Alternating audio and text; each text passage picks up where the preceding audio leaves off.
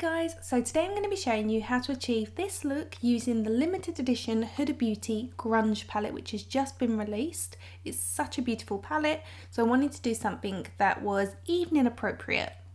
I'm going to start with the Valentino Beauty V Lighter Face Base and Top Coat Primer.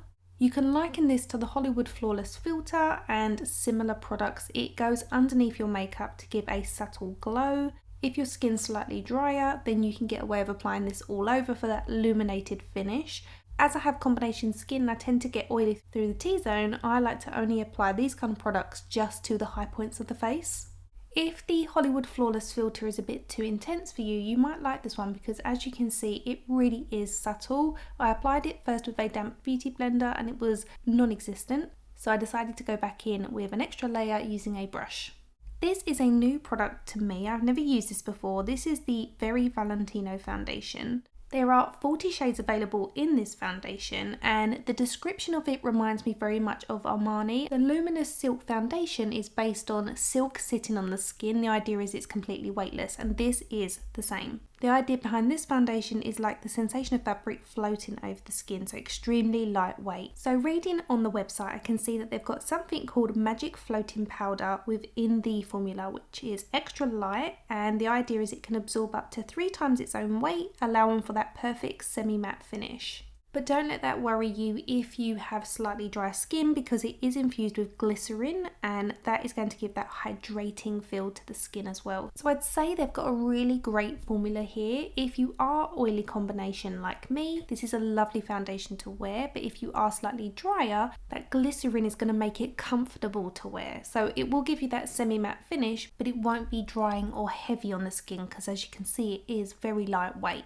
So this is my skin after 2 coats. Next I'm going to take the Nude Sticks Bondi Belle, which is the sister to Bondi Bay. It's slightly cooler.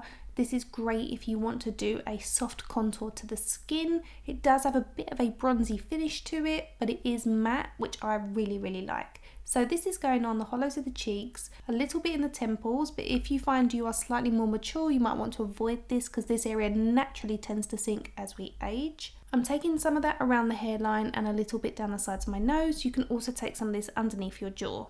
You can use a dampened beauty blender to work this onto the skin, or if you're going to use a brush like I am, I find dampening the bristles just makes the blending process a lot easier. So I'm using the KOSAS Collagen spray.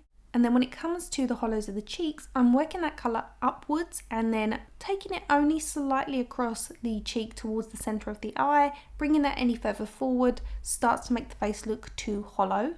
As you can see, the result is quite natural. It blends like butter on the skin.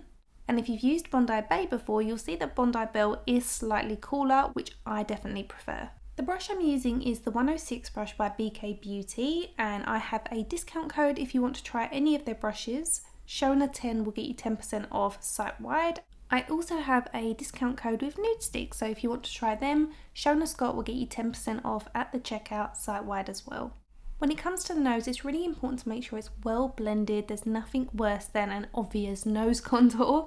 So I tend to use a smaller brush so I can be more precise with the blending, and then I just bounce over the top of it with my beauty blender that has a little bit of residual foundation in to make sure everything is blended well and completely almost invisible, just leaves a slight shadow behind. Moving on to brows, I never normally include them because I do have individual tutorials on how I do my brows, which rarely differs. I still use the same beloved product, which is my Urban Decay Brow Blade in the shade Cool Cookie. So I just thought I'd include a little clip of how I fill them in case you are new to my channel. I will also link the tutorial on the top right hand corner for you. I have a few different tutorials. If you want the trend-led fluffy brow, I have 2 tutorials on that. If your preference is more of a filled in soft appearance to your eyebrows, I also have plenty of tutorials on how to achieve those, and I will link the playlist on the top right hand corner for you. I'm still completely and utterly in love with using my Benefit 24-hour clear brow gel. This is fantastic. It doesn't move until you take it off. Moving on to the eyes, I'm going to take a black kohl pencil along the waterline. I really wanted to use my new Lisa Eldridge black treacle, but I couldn't find it until after I'd already applied the one by Zoeva. The only thing with the Zoeva one is I like it, but after a short while of wearing it, I tend to get quite red eyes. So this is the limited edition Pretty Grunge palette by Huda Beauty, which is stunning. I absolutely love this. If you can get your hands on it, I would definitely recommend it. It's been one of my favourite palettes that Huda's released. I'm mixing together Rise Up and Love Anarchy, which are both two matte shades. Rise Up is a neutral brown and Love Anarchy is a taupe. The whole palette is a cool toned smoky finish. It does look a bit warmer on my camera. I would definitely say it does look a little bit cooler in daylight. I'm using my MAC 286 fluffy blending brush to work this through the socket, and this is going to be my transitional shade. This is what I will use as my inspiration for blush. I tend to try and mix my transitional shade and blush and lips so they have a bit more of a monochromatic feel. That way it ties the entire look together. So even if I go cooler on the lid itself, it should all work nicely. Once I've applied that base colour, I then go in with a clean blending brush to buff over the entire lot to make sure it's seamless. I found my Eldridge pencil, so I'm going to take the shade Ground Coffee, which is, as you expect, a coffee brown shade. I love that these have a lot of working time.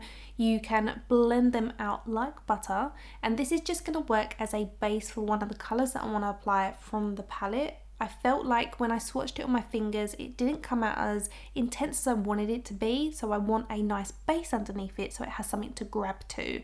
This will not only keep the eyeshadow and the sparkle in place, but it will just add some depth to the look, so it doesn't matter if this initial lay down goes slightly patchy because we're blending it out, because we will be covering it up with eyeshadow. If you wanted to use the pencil on its own, you would just layer this until you got the desired effect.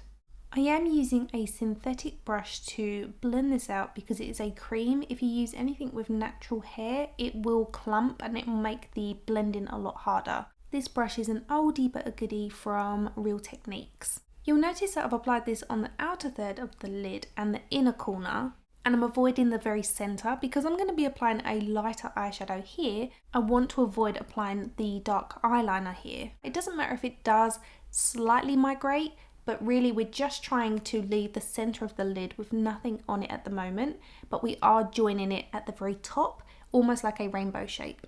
So once you've done both eyes, it should look something like this, which on its own is actually still quite pretty. But I'm going to go in with a white pencil. This is the Jumbo Eye Pencil by NYX in the shade Milk. And I'm using the same brush just to buff out the seams of it. Again, it doesn't matter if this migrates onto the darker shade, we just want a base underneath for both colours that we're going to be applying. The white base underneath is going to make the gold coppery tone look so much more like it does in the pan. Sometimes when we swatch it directly onto our skin tone, it loses its colour or it sometimes changes its hue. So having a lighter base underneath means it will look more like it does in the pan in the palette. The shade I'm using is called Stand Up, which is a copper powder metallic, and because it is more of a metallic soft eyeshadow, it definitely goes on better when you use your finger. This also helps prevent any fall down. It grabs onto that creamy base that we've applied, and again, because it's slightly lighter, it really does make it look that much more opaque in its colour. We're also going to do the same with the darker shade, but I like to apply the lighter colour first. The colour I'm going to be using is Avant Garde, which is a deep black and a gold powder metallic. So again, I'm using the warmth of my finger to press this on to that creamy pencil. As I said, when I swatched this on to my hand directly, it was slightly see-through. It's not as powerful on the skin as it could be with the base underneath. So that's why it's really important to have that brown underneath. And as you can see, rather than looking too black, it almost gives a really intense coffee brown shade. Going back to the eyeshadow palette, I'm taking my two transitional shades, again blending them together, and this time going on a smaller brush and working this just through the socket where the transitional shade that we've already applied meets the eyeshadow that we've just applied on the mobile lid. Therefore, there's no seam between the two. Instead, we get a very soft gradient of colours. So use a very light hand, make sure you tap off all the excess shadow so you're really only buffing in a light amount of colour, and that way it won't get too dark as you get towards the brow bone. Instead, you'll get a soft gradient of colour just in that socket area. So you should have something that looks similar to this when you've done both eyes. Going back to our coffee pencil by Eldridge, I'm running this underneath the lower eyelash line. You can also pop a little bit more of this along the waterline if you find that your black eyeliner is moving or shifting or not staying in place. Sometimes it takes 2 or 3 layers for it to really stay put. I'm taking my Anastasia Beverly Hills number 3 brush to initially buff this between the root of my eyelashes so there's no gaps, and then I'm going in with my blending brush by Real Techniques to buff this out, and you'll see this is what gives it that really soft airbrushed finish.